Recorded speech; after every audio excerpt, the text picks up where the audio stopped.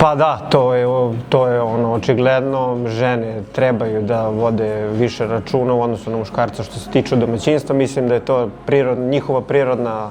njihovo prirodno okruženje i da se one tu bolje snalaze nego mi.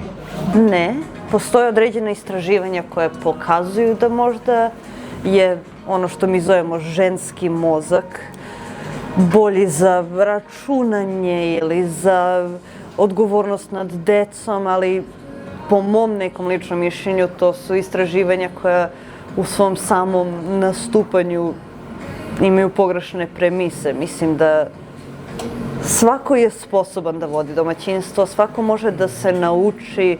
U ličnom iskustvu ne. Mislim da može zapravo bilo ko da vodi domaćinstvo. Mislim, to su neke stvari koje su zaostale, tako reći. U ovom vremenu svako mora da se bavi domaćinstvom.